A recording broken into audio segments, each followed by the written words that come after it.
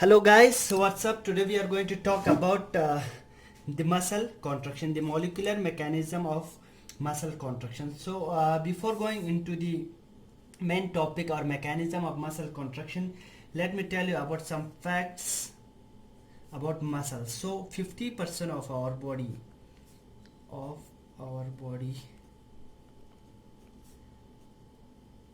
bulk is formed of muscles. So the second fact is muscle cells have certain properties which is called it contractility. कि ये contraction और relaxation करने में इनके एक special properties होते हैं. सो अगर हम जनरल सेल में जो outer membrane की बात करते हैं तो हम प्लाज्मा मेम्ब्रेन कहते हैं. अगर हम इसको मसल सेल में इस प्लाज्मा मेम्ब्रेन को कहते हैं सार्कोलीमा कहते हैं. सो मसल सेल्स या मसल फेब्रिक है ये लॉन्ग होते हैं और स्पिंडल शेप होते हैं. लॉन्ग एंड स्पिंडल शेप होता है. तो outermost कवरिंग को हम सार्कोलीमा कहते हैं. अगर हम ईच मसल सेल्स के अंदर देखेंगे तो एक थ्रेड लेग स्ट्रक्चर पाया जाएगा. उसको हम उस थ्रेड लेग स्ट्रक्चर को मायोफाइबिल कहते हैं. और जो नॉर्मल सेल्स में इंडोप्लाज्मिक रेटिकुलम्स होते हैं तो मसल सेल में हम उस इंडोप्लाज्मिक रेटिकुलम को सार्कोप्लाज्मिक रेटिकुलम कहते हैं दोस्तों. तो दोस्तों फिर हम बात करते हैं टाइप्स ऑफ मसल्स.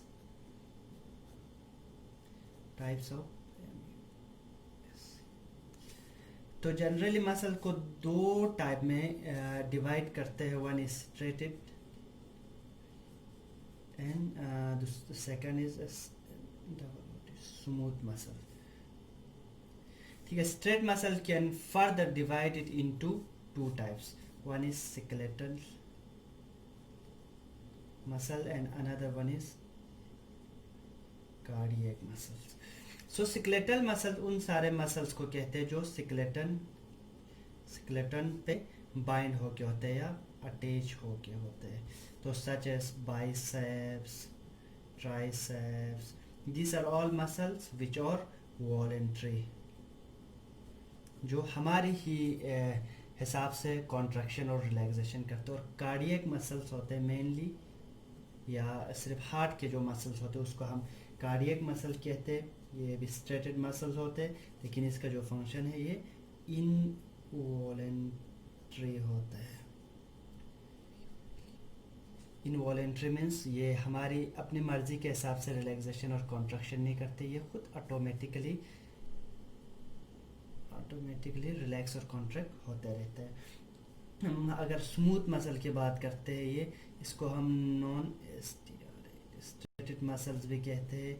ये मसल मेनली इंटरनल ऑर्गन्स में होते हैं सच एज स्टोमक, इंटेस्टाइन. इन मसल्स भी ये भी इनवॉलेंट्री होते हैं. सो दोस्तों हमने अभी मसल्स के कुछ फीचर्स के बारे में पढ़ा और टाइप्स ऑफ मसल सेल्स के बारे में पढ़ा. तो जो मसल कॉन्ट्रैक्शन है मेनली अगर कॉन्ट्रैक्शन की बात करते हैं तो ये कॉन्ट्रैक्शन को कौन ये करते हैं, मैकेनिज्म को कौन फेवर करते हैं कि कौन इस कॉन्ट्रैक्शन को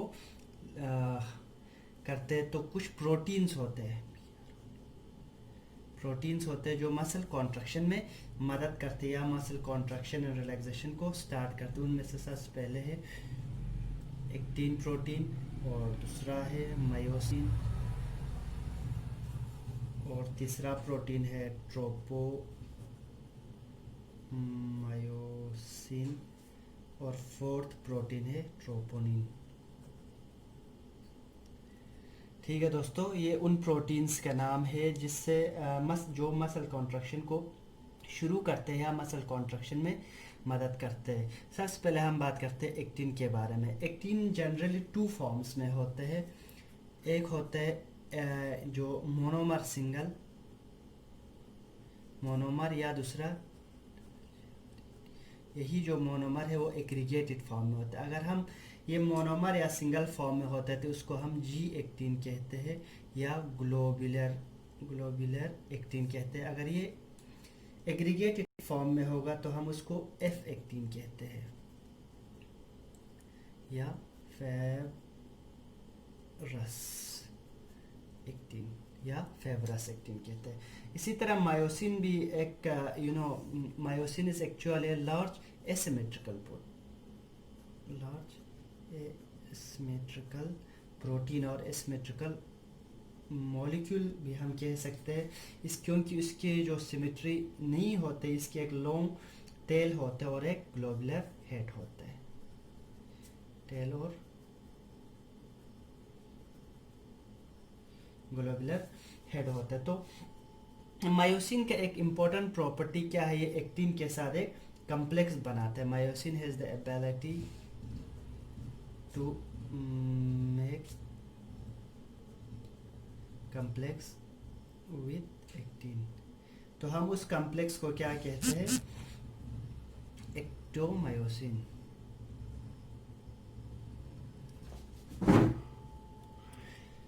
इसको हम एक्टोमायोसिन कहते हैं इस कॉम्प्लेक्स को। तो हम आगे अब ट्रोपोमायोसिन। ट्रोपोमायोसिन की जो स्ट्रक्चर होती है वो रॉड लाइक शेप होता है एक्चुअली। ये है, it is a part of actin filaments के पार्ट होते हैं ये। और ये जो है कहाँ रहते हैं, कहाँ प्रेजेंट होते हैं कि it actually lies in the groove of actin double helix. तो एक्टिन के जब ये एक्टिन प्रोटीन ऐसे होते हैं तो इनके बीच में जो क्या होते हैं, डबल हेलिक्स के बीच में से यहाँ पे ट्रोपोमायोसिन पे आ जाते हैं। और ट्रोपोनिन जो प्रोटीन होते हैं ये कहाँ पे पाए जाते हैं कि हर एक एंड पे ट्रोपोमायोसिन की जो एंड है, एंड यहाँ पे एक्चुअली ये यहाँ पे प्रेजेंट होता है। तो it is believed to be believed that these tropomyosin actually initiate the muscle contraction. So दोस्तों फिर आते हैं calcium, role of calcium. Role of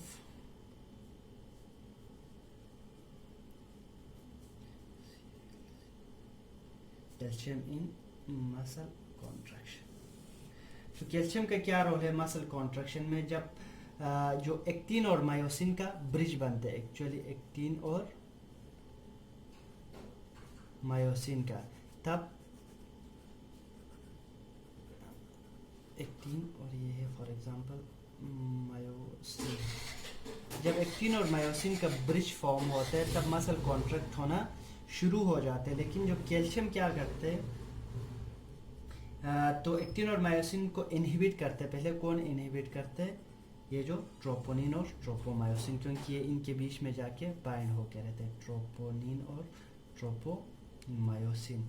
तो इसको इनहिबिट कौन करते हैं, कैल्शियम करते हैं। जब कैल्शियम वहाँ से रिलीज हो जाते हैं सार्कोप्लाज्मिक रेटिकुलम से, तो ये किसको इनहिबिट करते हैं, ट्रोपोनिन को प्लस ट्रोपोमायोसिन को। फिर एक्टिन और मायोसिन का कॉम्प्लेक्स बन जाते हैं और मसल कॉन्ट्रैक्ट हो जाना शुरू हो जाते हैं। इस कॉम्प्लेक्स को हम क्या कहते हैं, एक्टोमायोसिन। और एक थ्योरी है दोस्तों, उस थ्योरी को हम क्या कहते हैं, क्रॉस ब्रिज साइकिल कहते हैं। इस क्रॉस ब्रिज साइकिल में एक्चुअली क्या होता है कि फॉर एग्जांपल ये है मसल एक्टिन है फॉर एग्जांपल ये, और इसमें मायोसिन का हेड एक्चुअली अटैच रहता है। इसको अटैच ये हमेशा एडीपी बॉन्ड होता है, एडीपी प्लस इनऑर्गेनिक फॉस्फेट होता है,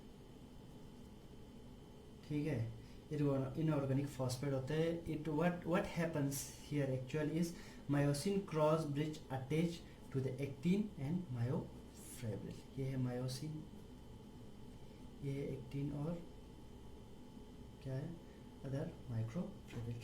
तो after that the working stroke, इसको हम क्या कहते हैं, ये पहले इधर इसकी इस तरफ खींचते हैं। तो जब इसके साथ नेक्स्ट क्या होता है, ये एक्टिन फिलामेंट, तो एडिपियो और इनऑर्गेनिक फॉस्फेट क्या हो जाते हैं, यहाँ से रिलीज हो जाते हैं।